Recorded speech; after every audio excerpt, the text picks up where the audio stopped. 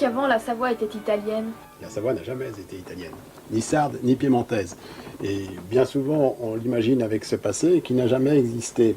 La Savoie d'aujourd'hui, celle dont on parle, ce sont les deux départements, Haute-Savoie et Savoie, qui sont constitués par 6 provinces anciennes, Chablais, Faucigny, Genevois, Savoie-Propre, Tarentaise, Maurienne, qui sont le noyau territorial de base des anciens États de Savoie.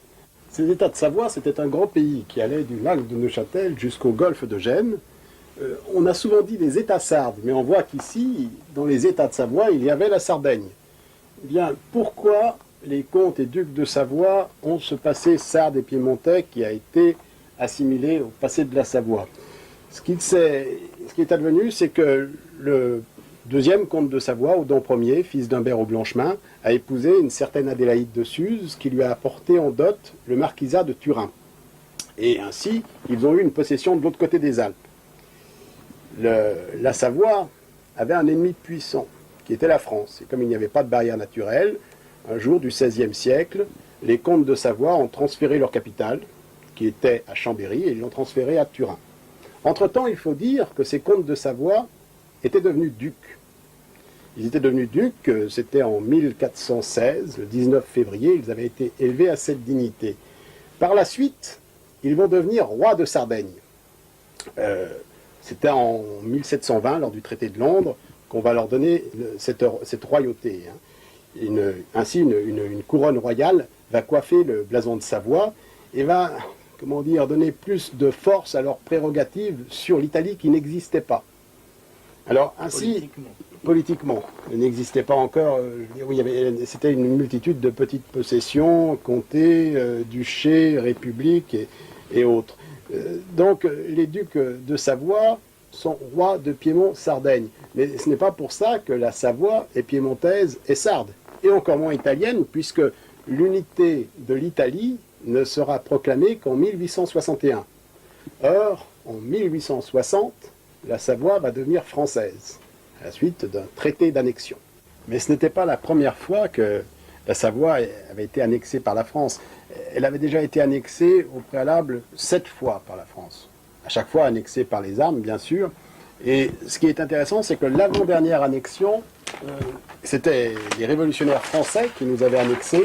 Et la République française avait publié un décret d'annexion. Ce décret de la Convention nationale du 27 et 29 novembre 1792 reconnaît le peuple souverain de la Savoie, parce qu'il est bien écrit dans le préambule, après avoir reconnu que le vœu libre et universel du peuple souverain de la Savoie, émis dans les assemblées des communes, est de s'incorporer à la République française. Cette chose-là est très importante, car ce décret, qui n'a jamais été dénoncé, inscrit dans l'histoire la Savoie comme étant un peuple souverain. Bien, en 1860, cette annexion-là ne va pas durer bien longtemps. Après la victoire de Waterloo, les Français vont abandonner la Savoie. C'est une victoire pour nous, puisque nous n'étions pas français. Et en 1860, nous voilà de nouveau annexés au titre d'un traité d'annexion. Et surtout, c'est une grande première d'un plébiscite. C'est-à-dire qu'on va voter en Savoie pour savoir si on veut ou non devenir français. Mais les Savoyards ont voté en masse pour l'annexion à la France. Et ils étaient tous d'accord? Oui, c'est ce que dira l'histoire. Jusqu'à ce jour, on nous a toujours dit qu'ils étaient tous d'accord. Qu'ils avaient voté à 99,8% pour être réunis à la France. En fait, ce plébiscite s'est déroulé dans des conditions très particulières. Il faut savoir que l'abstention était interdite. Il faut savoir qu'il y avait en Savoie une occupation militaire française. Il faut savoir qu'il y avait une loi d'exception française promulguée sur tout le territoire de la Savoie qui disait que quiconque s'élèverait contre cette annexion pourrait être envoyé à Cayenne sans même un jugement. Et il faut savoir enfin qu'il n'y avait pas de bulletin non. Donc les gens qui se rendaient obligatoirement, puisque l'abstention était interdite, dans les bureaux de vote, n'y trouvaient pas de bulletin non, mais uniquement des bulletins oui. Et c'est ainsi que s'est fait ce plébiscite, cette immense victoire pour la France. C'était un plébiscite truqué, comme tous ceux de Napoléon III. Mais ce n'est pas notre propos que de dénoncer ce plébiscite, car il a une particularité, c'est qu'il fait du peuple souverain de la Savoie, reconnu comme tel par décret de la République française, un des contractants du traité d'annexion. C'est-à-dire qu'au terme de l'article 1 de ce traité d'annexion, il est dit on va consulter les populations sont consultées, plébiscite truqué ou pas, elles ont donné leur accord, si elles avaient pu ne pas le donner, l'annexion ne se serait pas faite. Donc, nous avons ce peuple souverain de la Savoie, contractant de ce traité, nous devenons français. Quels sont les termes essentiels de ce traité? Eh bien, d'abord, à l'article 1, ils vont voter, mais avec des bulletins oui, mais pour toute la Savoie du Nord, avec des bulletins oui zone, c'est-à-dire une grande zone franche, exempte de droit indirect, qui est non pas accordée, mais c'est une zone qui est étendue, qui existait déjà, qui est étendue sur toute la Savoie. Et ces bulletins oui zone font entrer la zone franche dans le traité d'annexion. La seconde clause de ce traité d'annexion, c'est la neutralité de la Savoie, qui est perpétuée. Elle existait déjà, la Savoie était un territoire neutre, avec une neutralité dite helvétique. Et la seconde clause, c'est qu'on maintient cette neutralité. Donc, les Savoisiens deviennent français avec deux conditions pour toute la Savoie du Nord, c'est-à-dire 203 communes, une grande zone franche, et cette zone neutre qui va jusqu'en Savoie du Sud, un petit morceau de la Savoie du Sud. Et ainsi, quand ils rentrent dans le territoire français, ils ne sont pas des citoyens français tout à fait ordinaires, ce qui va, à cause de ces droits, ce qui va à l'encontre des règles de l'égalité républicaine. Alors la France va essayer par tous les moyens de venir à bout de ce qu'elle considère comme des privilèges.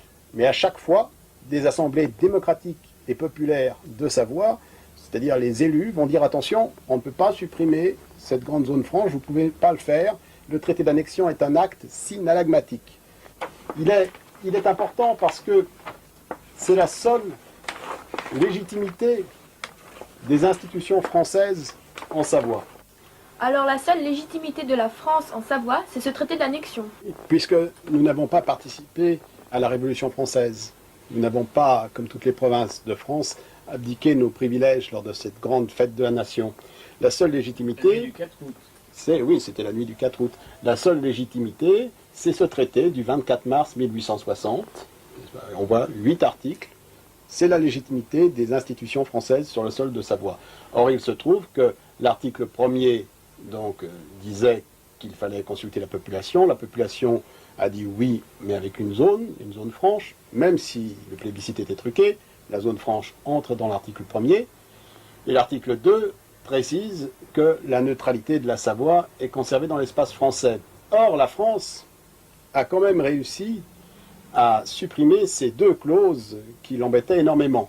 Elle l'a fait à l'issue du chaos de la Grande Guerre de 1914-1918 et au traité de Versailles, en 1919, on va mettre en chantier la suppression de ces deux clauses. Il faut dire qu'entre-temps, pendant cette Grande Guerre, nos aïeux, nos grands-parents, nos arrière-grands-parents vont être décimés. Et la Savoie et la Haute-Savoie sont les départements de France qui, proportionnellement, auront le plus de victimes de cette guerre. Et c'est dans les tranchées de Verdun, dans les tranchées de cette guerre, qu'on va enfouir nos droits. La démonstration est donnée par le fait qu'au traité de Versailles, en 1919, on dit la neutralité de la Savoie, ça n'existe plus, c'est l'article 435 du traité de Versailles. Quant à la zone franche, on va s'entendre avec la Suisse pour la supprimer. Pourquoi la Suisse? Eh bien parce que c'est le seul pays qui aurait pu protester, parce que nous autres, Savoisiens devenus Savoyards et devenus Français, nous n'avions plus rien à dire. Donc, il y a une convention qui est faite avec la Suisse, convention en 1921 pour supprimer les zones franches. Seulement, en Suisse, c'était déjà une démocratie directe, et le peuple, par référendum d'initiative populaire, un référendum qui partira de Genève, va s'élever contre cette suppression des zones franches. Et comme le peuple est souverain en Suisse, le gouvernement, parce que cette initiative va aboutir, le gouvernement suisse va dire au gouvernement français « Je suis désolé, mais le peuple a dit non à la suppression des zones franches, donc nous sommes obligés de les maintenir. » La France n'aura rien à faire du peuple suisse, pas plus qu'elle n'avait à faire du peuple savoisien, et elle va mettre ses douaniers à la frontière en 1923, supprimant ainsi les zones franches. Voici comment la France a rendu caduc le traité d'annexion. Mais si ce traité est caduc depuis 1923, pourquoi personne ne l'a-t-il jamais dit? Pourquoi les gens ne l'ont pas fait auparavant? Parce qu'ils ne pouvaient pas le faire. C'était impossible dans le contexte français. Quiconque aurait osé s'élever ainsi, eh bien, il était menacé de prison, c'était de l'atteinte à l'intégrité territoriale. Mais il ne faut pas croire pour autant qu'il n'y a jamais eu de protestation.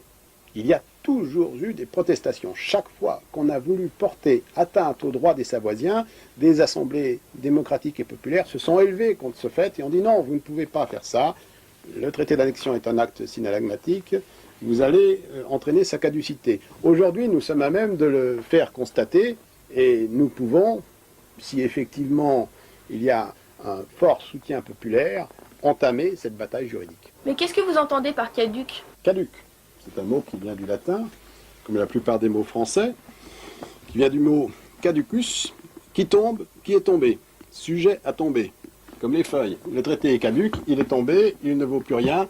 La France, les institutions françaises, mort, on pourrait dire. Il est mort, n'ont plus aucune légitimité sur le sol de Savoie. Ce qui veut dire que la Savoie peut renaître, c'est-à-dire ce pays qui a une histoire millénaire, qui a connu 136 années de francitude, peut reprendre le cours de son histoire. Alors ça va faire comme en Corse ou en Yougoslavie? Ce n'est pas du tout le même problème. La Savoie est un pays annexé.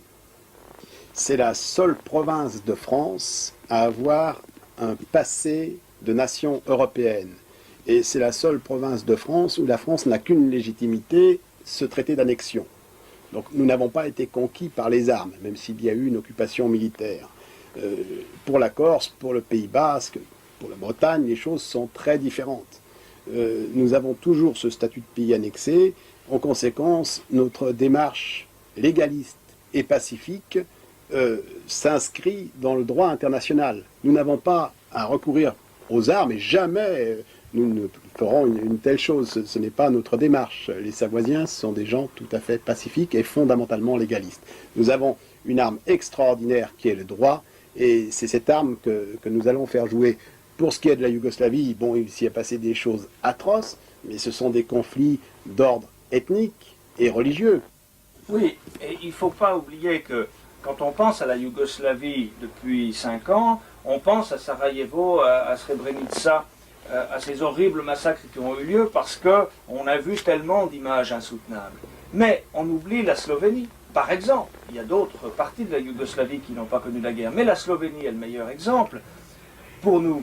C'est un pays qui compte 2 millions d'habitants, 20 000 km², c'est 2 fois la Savoie. La Slovénie s'est séparée de la fédération yougoslave dès qu'elle a pu le faire. Il y a eu quelques incidents, il y a eu un mort, c'est un mort de trop, mais c'est tout ce qu'il y a eu. Et depuis 4 ans, la Slovénie se développe avec l'aide des investisseurs hongrois, autrichiens, allemands, italiens. Elle devient prospère, elle est devenue le 10e client des exportations de la Haute-Savoie. C'est pas mal pour un petit pays de 2 millions d'habitants. Pour nous, il n'y a pas de problème ethnique ou religieux en Savoie, bien évidemment. Ce que nous voudrions, c'est un pays qui, comme la Slovénie, se développe pacifiquement. En ce qui concerne la Corse, on peut remarquer qu'il y a toute une bataille pour faire reconnaître le peuple corse. Nous n'avons pas besoin de cela, puisque le décret de la Convention de 1792 reconnaît explicitement l'existence d'un peuple souverain de Savoie. Et l'abbé Grégoire, qui était un révolutionnaire français, avait fait un long rapport que nous avons publié qui développe cette idée et qui explique pourquoi le peuple de Savoie est un peuple souverain. Donc nous n'avons pas cette bataille à mener, nous n'avons pas non plus à nous opposer à la France dans une lutte pour obtenir plus d'avantages, plus d'autonomie. Nous avons simplement à dire au revoir, adieu si possible à la France et à nous développer tranquillement comme la Slovénie, comme la Lituanie, comme les autres républiques baltes, comme la République tchèque, comme la Slovaquie, comme 79 pays qui, depuis 1960, vous pouvez consulter la liste aux Nations Unies, ont retrouvé leur souveraineté. Voilà le but d'un groupe de Savoisiens qui œuvrent pour une Savoie plus libre et plus prospère. Est-ce qu'on a les moyens d'être un vrai pays? La Savoie, elle pourrait vivre toute seule? Au jour où nous sommes, aucun pays ne peut vivre tout seul, c'est-à-dire en autarcie. La France ne peut pas vivre toute seule. Sinon, La France n'aurait ni pétrole, ni cacao, ni matériel électronique importé du Japon, etc., ni automobile allemande. Aucun pays ne peut vivre tout seul, et la Savoie ne vivra pas toute seule. La Savoie, c'est un pays qui, historiquement, se trouve sur des voies de communication qui traversent les Alpes. C'est donc un pays de transit, de commerce, d'importation, d'exportation, de passage. Ça continuera. Autant que les montagnes, autant de temps les montagnes resteront ici, autant de temps la Savoie restera une terre de passage et d'échange. Donc ce que nous voulons, c'est une Savoie qui continue à commercer avec tout le monde. Et il est intéressant de consulter dans les chambres de commerce d'Annecy et de Chambéry, c'est accessible à tous, les statistiques du commerce extérieur. On s'aperçoit que la Savoie, les deux départements actuels, exporte beaucoup plus qu'elle n'importe. Le solde entre exportation et importation est très favorable puisqu'il s'établit autour de 180% en plus chaque année. Et cela depuis des années d'une façon structurelle en ce qui concerne les échanges de marchandises de toute nature. Il faut y rajouter le tourisme qui est aussi un apport de devises supplémentaires pour notre Savoie. Donc, il ne faut pas oublier que en France, sur l'ensemble de l'économie française, le solde est légèrement positif, conjoncturellement, de 103%. Et encore, on compte comme exportation les marchandises expédiées aux Antilles. Donc vous voyez la différence, nous sommes un pays d'exportateurs. Et la Savoie souveraine continuera à être un pays d'exportateurs. Parce que nos entreprises, elles ne vont pas cesser d'aller chercher des clients à l'extérieur sous prétexte que nos produits ne seraient plus étiquetés Made in France, mais Made in Savoie. Oui, mais la France, elle a fait beaucoup de choses pour la Savoie. Les barrages, les autoroutes, les usines. Oui, quand on dit la France, attention, il y a deux choses. Il y a les entreprises et l'État. Les entreprises ont fait des choses, oui, ont fait des usines, des installations. Pourquoi? Parce qu'elles pouvaient développer leurs activités, elles pouvaient gagner de l'argent. Et il n'y a aucune différence entre des entreprises françaises, des entreprises suisses, autrichiennes, américaines, japonaises. Donc ça, c'est le libre marché. Et dans tous les États d'Europe, on a connu ce développement. C'est-à-dire qu'en 1860, la plupart des États européens vivaient principalement de l'agriculture et vivaient pauvrement.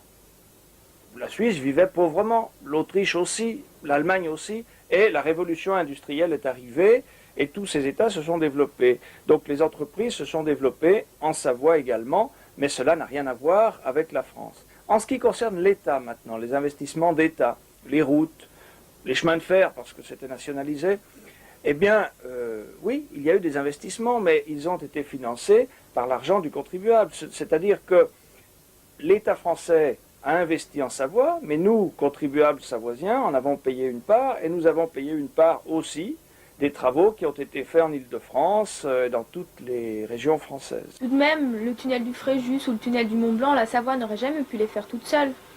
Et pourtant, si, au moment de l'annexion, en 1860, on avait commencé à percer un tunnel sous le Fréjus, un tunnel ferroviaire, qui est encore en service, qui relie Modane à Bardonnèche, donc c'est la ligne ferroviaire de Chambéry à Turin. Et c'est écrit dans les clauses annexes du traité d'annexion, le Piémont, c'est-à-dire ce qui restait de la Savoie, a fait les travaux jusqu'au bout. L'ingénieur Germain Sommeillet, qui était natif du Faucigny, a refusé la citoyenneté française. Il est resté sujet du roi de Piémont-Sardaigne, ancien duc de Savoie, et il a continué à diriger les travaux jusqu'au bout. Donc on avait les moyens, l'État savoisien avait les moyens de faire ce gigantesque ouvrage. Il avait fait aussi le pont de la Caille, il avait fait des belles routes. On disait à l'annexion que les routes de Savoie étaient plus belles que les routes françaises. Et puis, il y avait des capitaux, c'est-à-dire que sur cette voie ferrée qui relie Aix-les-Bains à Modane, et à Turin, les capitaux anglais de la maison d'investissement Lafitte étaient présents. Des sociétés étaient faites avec des capitaux internationaux. Par conséquent, le tunnel du Mont-Blanc, le tunnel du Fréjus, un petit État peut les réaliser, il peut faire appel à des capitaux, emprunter, étaler le remboursement, exactement comme l'État français. La France nous a coûté très cher, nous avons financé la politique de grandeur, la politique de guerre pendant 136 ans, Et bien sûr, il y a eu des investissements français en Savoie, mais cela n'a rien de miraculeux, cela est dans l'ordre des choses. Et dans une Savoie indépendante, que vont devenir ces grands équipements français? Je ne peux pas vous le dire. Comme pour toutes ces grandes questions, c'est le peuple qui devra trancher par référendum. Mais il est clair qu'il y a certains équipements qu'on serait parfaitement en droit de remettre entre les mains de la propriété savoisienne. Par exemple, le tunnel du Mont-Blanc, qui fonctionne depuis 1965 et dont le péage a permis de rembourser plus de 11 fois l'investissement initial. Alors, il est clair que ce tunnel, actuellement, c'est devenu une pompe à finances pour l'État français, puisque la société est installée à Paris, alors qu'il devrait être un trait d'union entre le peuple savoisien et le peuple valdôtain, ou l'Italie du Nord, et ça devrait être aussi le moyen de prévoir des futures traversées alpines moins dangereuses, moins pénalisantes pour l'environnement. Donc, de grands changements sont tout à fait possibles, mais ce sera au fur et à mesure au peuple de régler ce genre de problème. J'ajoute que si on a fait le tunnel du Mont-Blanc, si on a fait le tunnel du Fréjus, ce n'est pas pour rendre service aux Savoisiens. C'est pour transporter des marchandises et des personnes entre l'Europe du Nord-Ouest, Angleterre, France du Nord, Benelux, nord de l'Allemagne, et l'Europe du Sud-Est, c'est-à-dire Italie, Grèce, Yougoslavie, Bulgarie, etc. Bon, il se trouve que ça passe en Savoie, parce que ça a toujours été comme ça, c'est une voie de transit. Donc on a fait ces investissements, non pas pour les Savoisiens, mais pour le transit international. Et pour le tourisme, ce sont bien les touristes français qui viennent en Savoie? Oui, beaucoup de touristes français viennent en Savoie, et je pense qu'ils continueront, ils seront toujours les bienvenus. Ils vont aussi en Espagne, ils vont aussi aux États-Unis, ils vont aussi en Italie. Par conséquent, cela ne change rien. Je remarque aussi que c'est un risque pour notre tourisme de miser uniquement sur la clientèle française. Il y a un tel appauvrissement de la population française. La France est un pays très riche, mais sa population est dans de telles difficultés qu'elle s'appauvrit ou qu'elle a peur, qu'elle dépense moins.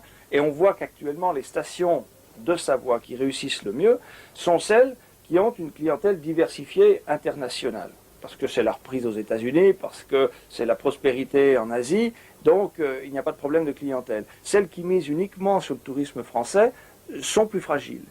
Et là-dessus, donc il faut continuer à pratiquer une politique de tourisme très ouverte. Les Français sont les bienvenus, mais d'autres aussi, donc il n'y a pas de problème à cet égard. En ce qui concerne l'industrie, c'est la même chose.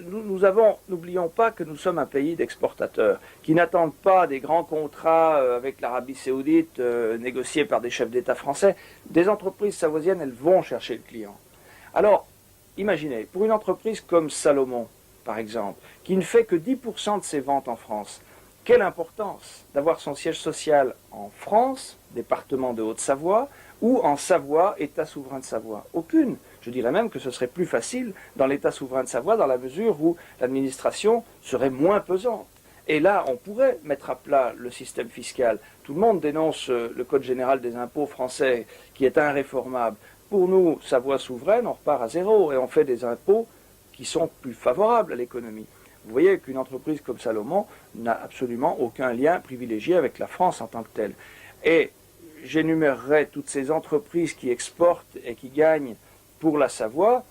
J'ai cité Salomon, mais citons rapidement Evian, Ugine, Acier Inox, Mobalpa, Péchinet, Stobli, Esté Dupont, Vetrotex, le décolletage. Vous savez qu'en Savoie du Nord, dans le Faucigny, on a la plus grande concentration mondiale de petites industries mécaniques. Bon, tout cela exporte énormément.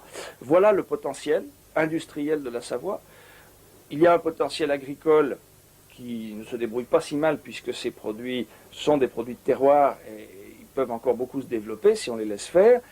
Le tourisme fait de la Savoie la première région touristique en France. Le thermalisme, eh bien, nous avons la station d'Aix-les-Bains qui est la deuxième station thermale en France, et puis beaucoup d'autres stations. Vous voyez que le potentiel n'est pas négligeable. Comment va-t-on faire sans le gouvernement et l'administration? Vous y avez réfléchi? Il ne faut pas croire que les Savoisiens n'ont pas déjà su se débrouiller par le passé.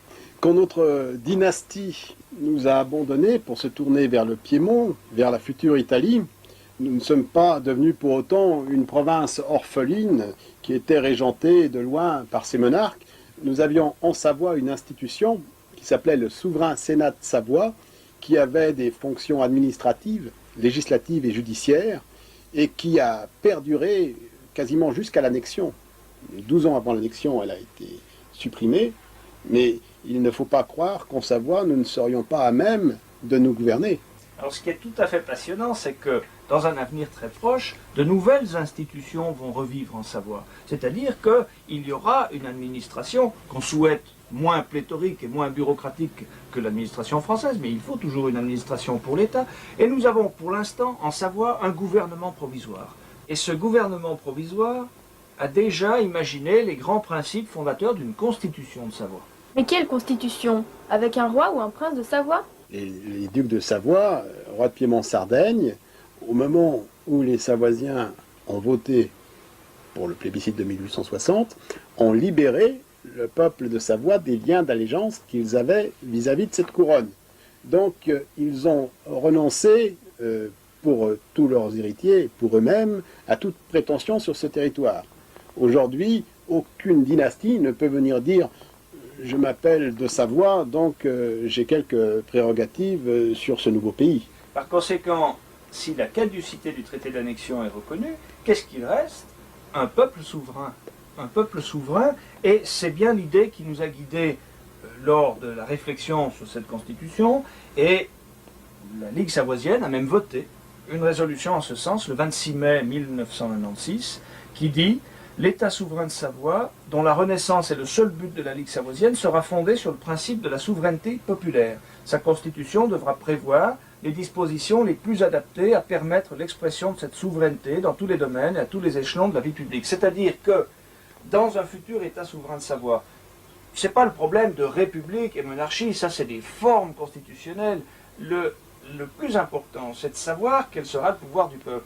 Et selon nous, selon le gouvernement provisoire, le pouvoir du peuple sera le plus étendu. C'est-à-dire que si une loi nouvelle ne plaît pas au peuple, eh bien les citoyens pourront signer une pétition et s'ils réunissent suffisamment de signatures, voter, un peu comme ce qui se passe en Suisse, si vous voulez, ce qui évite d'avoir à subir des lois qui ne conviennent pas forcément à l'état du pays. Ce qu'il faut préciser, c'est que cette motion, elle a été votée lors de notre premier congrès, où il y avait 1300 Savoisiens réunis, plus les pouvoirs, combien? 300 pouvoirs. Plus 300 pouvoirs, oui, ça a donné une autorité à ce principe. Là, il n'y aura pas de retour en arrière. Donc c'est effectivement une souveraineté populaire qui sera la caractéristique principale de l'État souverain de Savoie. Il est vrai que ce genre de choses, c'est plus facile à faire dans un petit État que dans un grand.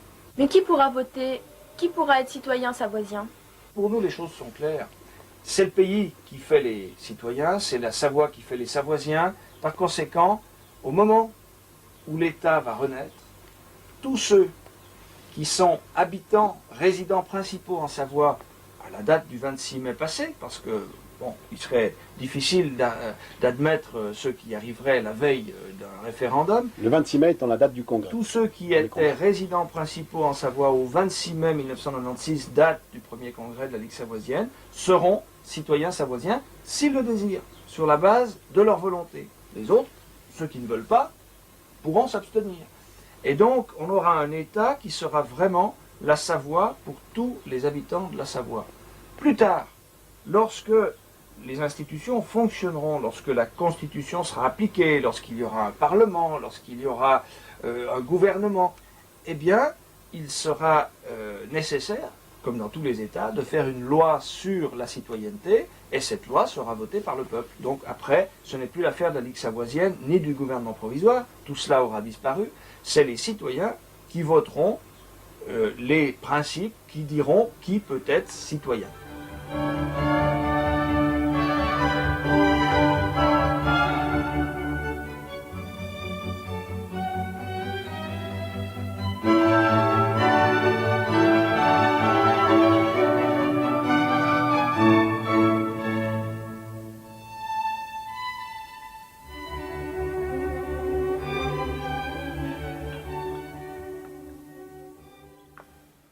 20 ans ont passé depuis cette vidéo.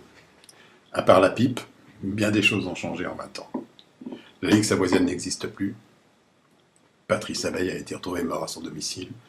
Alain Roulier-Laurence, le fondateur et président de la Ligue niçoise, a été retrouvé mort à son domicile. Tous les membres du premier bureau que j'avais constitué pour la Ligue savoisienne sont morts, à l'exception de celui qui en avait été exclu. Toutes ces disparitions, bien que prématurées, sont des morts naturelles. En quelques années, la Ligue savoisienne avait compté jusqu'à 5000 adhérents. Son premier congrès avait réuni plus de 1000 personnes. Très vite, ce mouvement comptait à lui seul 4 fois plus d'adhérents que tous les partis politiques français constitués en Savoie.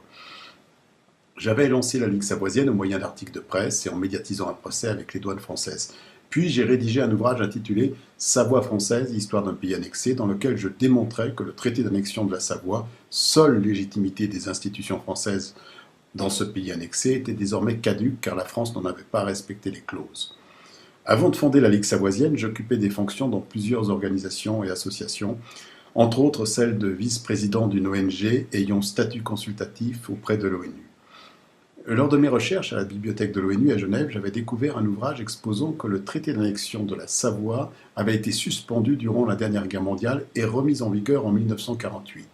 J'avais alors décidé d'éclaircir cette affaire dont je donnerai un jour tous les détails.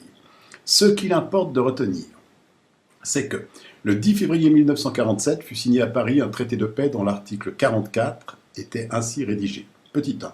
Chacune des puissances alliées ou associées notifiera à l'Italie dans un délai de 6 mois à partir de l'entrée en vigueur du présent traité les traités bilatéraux qu'elle a conclus avec l'Italie antérieurement à la guerre et dont elle désire le maintien ou la remise en vigueur.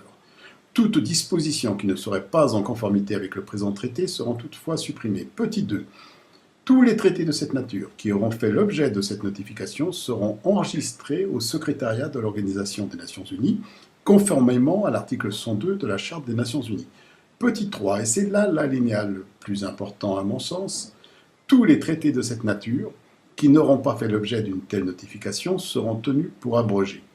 Cet article 44 concernait au premier chef le traité d'annexion de la Savoie, un traité bilatéral qui avait été conclu avec l'Italie antérieurement à la guerre. La France avait donc obligation de signifier à l'Italie le traité d'annexion de la Savoie dans un délai de 6 mois après l'entrée en vigueur du traité du 10 février 1947, soit avant le 15 mars 1948. La France devait ensuite faire enregistrer ce traité auprès de l'ONU. Par acquis de conscience, je décidai de vérifier si la France avait respecté les termes du traité du 10 février 1947, car si elle ne l'avait pas fait, il n'y avait même plus lieu de faire constater la caducité du traité d'annexion de la Savoie, puisqu'il était définitivement abrogé. Dans la réalité des faits, la France ne devait pas remettre en vigueur le traité d'annexion, mais proposer un nouveau traité à l'Italie, si tant est que celle-ci pouvait être considérée comme héritière d'un traité qui fut signé une année avant l'unification italienne. En fait, le véritable héritier de ce traité était le peuple de Savoie. Un peuple qui jouissait avant son annexion d'une certaine autonomie et qui avait été libéré de sa symbolique allégeance à la couronne sarde avant qu'il ne soit consulté pour son annexion par la France.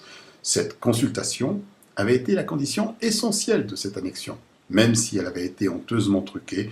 Pas de bulletin non, pas d'isoloir dans les bureaux de vote, l'abstention interdite, une occupation militaire française en Savoie, la menace du bagne de Cayenne pour quiconque s'élèverait publiquement contre l'annexion, et cela sans même un jugement en vertu d'une loi d'exception promulguée sur le territoire de la Savoie alors qu'elle n'était pas encore française. Le soi-disant plébiscite de 1860 n'était qu'une mascarade française de plus. Plus personne n'ose aujourd'hui avancer le contraire, à moins qu'il ne soit chevalier de la Légion d'honneur. Mais revenons à notre traité. Au titre du droit international, qui reconnaît les successions, on pouvait cependant considérer que ce traité avait 2 autres héritiers, le roi d'Italie, Victor Emmanuel III, petit-fils de Victor Emmanuel II, signataire du traité d'annexion, et la France, principale bénéficiaire de ce traité. Mais pourquoi fallait-il un nouveau traité? 2 raisons à cela. En premier lieu, parce que ce traité n'existait plus au lendemain de la guerre. En effet, la déclaration de guerre de l'Italie à la France, en date du 10 juin 1940, avait précipité l'extinction du traité d'annexion de la Savoie. L'extinction d'un traité est une disposition du droit international. Une déclaration de guerre ne précipite pas automatiquement l'extinction d'un traité, elle peut ne faire que le suspendre. Mais en l'occurrence, le signataire de cette déclaration de guerre était Victor Emmanuel III, donc petit-fils de Victor Emmanuel II, comme je l'ai dit plus haut. Et donc, il était l'héritier de ce traité. Et lorsque le roi d'Italie signe la déclaration de guerre en 1940, il dénonce explicitement le traité signé par son grand-père en réclamant Nice et la Savoie. C'est en faisant cela qu'il a précipité l'extinction du traité d'annexion. La seconde raison de l'extinction du traité était dans sa nature même. Il s'agissait d'un traité d'annexion. Or, l'ONU ne reconnaît pas les annexions et ne manque jamais de les dénoncer lorsqu'elles ne respectent pas l'alinéa second de l'article 1er de sa charte, le respect du droit des peuples à disposer d'eux-mêmes. Il convient ici de rappeler la dernière phrase de l'alinéa 1er de l'article 44 du traité du 10 février 1947. Toutes dispositions qui ne seraient pas en conformité avec le présent traité seront toutefois supprimées. Or, le présent traité se rapportait à la Charte des Nations Unies à laquelle la France avait adhéré en 1945. La conséquence de cela, c'est que la France, si elle entendait conserver la Savoie, devait organiser une nouvelle consultation populaire dans ce pays, mais cette fois sans la truquer, puisqu'elle devrait se dérouler sous l'égide de l'ONU. En 1947, la France était encore un empire colonial. Elle ne pouvait se permettre de consulter un peuple qu'elle avait annexé sans créer un précédent pour ses autres possessions. Le gouvernement français a donc usé d'un stratagème en notifiant à l'Italie un traité en date du 24 mars 1760. 1760. Ce traité n'avait pas lieu d'être notifié en 1948 car c'était un traité de limite entre le Royaume de France et le Duché de Savoie. Mais le gouvernement français escomptait ainsi créer la confusion entre le traité du 24 mars 1760 et celui du 24 mars 1860, et comptait rectifier les dates ultérieurement, ce qu'il fit, en faisant envoyer par l'ambassade de France en Italie une note verbale notifiée le 30 décembre 1948 au ministère italien des Affaires étrangères et portant, je cite, sur les erreurs contenues dans les documents précédents, dont celles portant sur le traité de limite de mars 1760.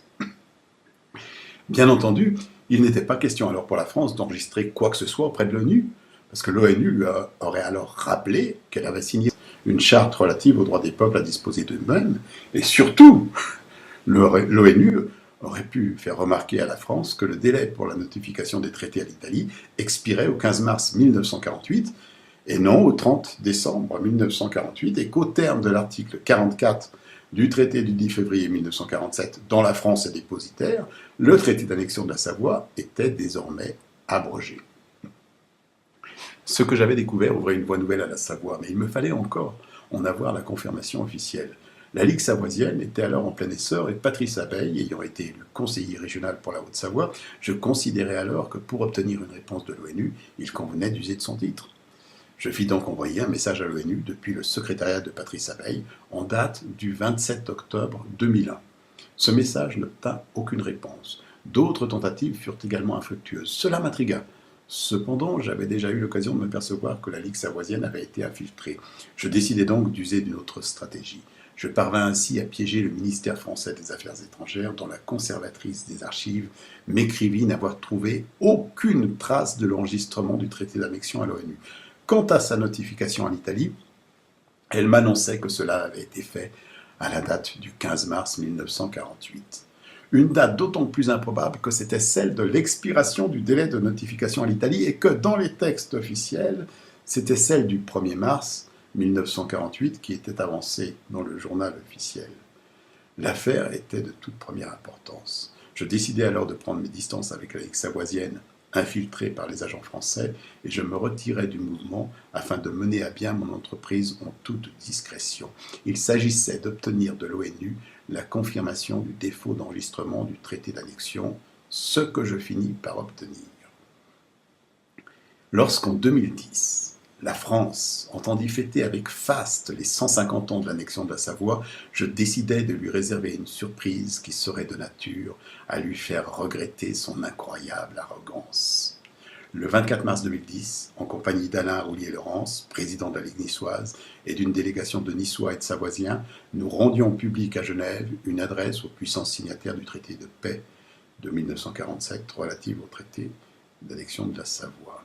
À cette déclaration étaient joints les courriers que j'avais obtenus du ministère français des Affaires étrangères et de l'ONU. Courriers qui confirmaient l'erreur de notification du traité d'annexion de la Savoie à l'Italie, son absence d'enregistrement auprès de l'ONU et son abrogation définitive. Suite à mes révélations, une question fut posée à l'Assemblée nationale, et Bernard Kouchner, ministre des Affaires étrangères, répondit le 15 juin 2010 que le traité d'annexion avait bien été notifié à l'Italie et que d'ores et déjà, toutes les dispositions utiles avaient été prises pour qu'il soit enregistré dans les meilleurs délais auprès du secrétariat de l'Organisation des Nations Unies. Les meilleurs délais, plus de 60 ans après. C'était plus que j'en espérais. Le gouvernement français avait foncé tête baissée dans le piège. Il faut préciser ici qu'il était persuadé que le traité avait bien été notifié à l'Italie et qu'il ignorait l'imposture de ses prédécesseurs, qui avait été entérinée par le journal officiel. J'adressais aussitôt, conjointement avec Alain Roulier-Laurence, un mémoire au secrétaire général de l'ONU où était développée sur plusieurs points une argumentation montrant que le traité d'annexion était abrogé, ce qui interdisait son enregistrement par l'ONU. Moins de 6 mois plus tard, on m'informait que l'ONU refusait d'enregistrer le traité d'annexion, mais que la France déployait tous les efforts dont elle était capable pour faire revenir l'organisme international sur sa décision. J'envoyais alors un nouveau courrier à l'ONU pour lui rappeler ses obligations, tout en lui apportant de nouveaux éléments de nature à conforter sa décision. Quelques mois plus tard, j'apprenais que la décision était définitive et qu'elle avait été notifiée à la France. Pourtant, le gouvernement français tardait à en informer l'Assemblée nationale. Je mettais cela sur le compte de retard administratif, mais je compris bientôt que le gouvernement français n'avait pas l'intention de rendre publique la nouvelle. Je décidai donc, bon citoyen, de m'en charger, et je le fis à la date du 25 décembre 2012 dans un texte intitulé « La bonne nouvelle » que diffusèrent aussitôt les sites niçois et savoisiens. J'annonçais dans ce texte que l'ONU nous avait donné raison en déboutant le gouvernement français de sa demande et en refusant d'enregistrer le traité d'annexion qui était désormais abrogé. 2 semaines avaient à peine passé que le ministre français des Affaires étrangères venait avouer devant l'Assemblée nationale que l'ONU avait refusé d'enregistrer le traité d'annexion de la Savoie, mais que finalement, cela n'était pas indispensable et que ce qui comptait, c'est que ce traité avait bien été notifié à l'Italie par une note verbale. Le ministre ne produisait même pas cette fameuse note verbale, et surtout pas, et pour cause, ce document notifiait à l'Italie le traité de limite du 24 mars 1760, le premier traité au monde congénital à un tracé de frontières par des géomètres. La plupart des bornes sont encore en place. La France avait ainsi signifié sur la place internationale que la Savoie n'était plus française. L'imposture se retournait contre les imposteurs. À présent, les choses sont limpides. Le traité d'annexion de la Savoie est définitivement abrogé. Ce traité constituait la seule légitimité des institutions françaises en Savoie. Cela signifie que tout ce qui représente la France en Savoie annexée est désormais hors la loi. D'autre part, l'Organisation des Nations Unies, en refusant d'enregistrer le traité d'annexion, interdit au gouvernement français de s'en prévaloir pour justifier une éventuelle intervention en Savoie le jour où les Savoisiens auront enfin décidé de reprendre leurs affaires en main. Car c'est de cela dont il s'agit aujourd'hui. 156 ans d'annexion, c'est bien plus que les Savoisiens ne peuvent endurer. Il s'agit à présent de secouer le joug français et de raccompagner les préfets et autres valets du gouvernement français de l'autre côté du Rhône. La Savoie n'est pas plus une colonie française qu'une terre de djihad, et elle ne veut plus d'envahisseurs français sur ces terres, ni de ressortissants de ces anciennes colonies qui y édifient des mosquées financées par la Turquie et l'Arabie Saoudite. Ceux qui veulent rester devront choisir entre la France et la Savoie et nous aider dès à présent à reconquérir notre vieux pays. Afin de réunir tous les Savoisiens sous un seul drapeau, je leur ouvre aujourd'hui la porte de la Ligue savoisienne, canal historique. Il s'agit d'un mouvement qui existe depuis que je me suis retiré de la Ligue savoisienne infiltrée par les agents français. Il est constitué par des Savoisiens de la première heure qui n'ont jamais cessé de croire à notre combat et qui me demandent aujourd'hui de le relancer, car ce projet n'est pas de ma seule initiative, c'est surtout de la leur. Ils sont sur le terrain, ils savent que nous avons désormais toutes les cartes en main pour redessiner la Savoie et que le moment est venu pour le faire. Il ne manque plus que l'adhésion populaire. C'est ce à quoi nous voulons parvenir en ouvrant à tous la Ligue savoisienne, canal historique. Tous ceux qui vivent en Savoie y sont les bienvenus, ainsi que tous les Niçois désireux de nous rejoindre dans ce combat qui est aussi le leur et que nous accueillerons de tout cœur parmi nous. Ce mouvement sera bien différent de l'ancienne Ligue savoisienne. C'est un mouvement virtuel, basé sur Internet. Grâce à un codage sophistiqué, les adhérents auront la garantie de voir préserver leur anonymat. Le but est simple, rassembler les dizaines, les centaines de milliers de Savoisiens désireux d'échapper au cauchemar français et de faire renaître la Savoie. L'adhésion au mouvement ne coûtera rien d'autre qu'une présence aux rassemblements qui seront organisés dès que nous aurons atteint quelques milliers d'adhérents. L'avenir de la Savoie est de nouveau entre les mains de ses habitants.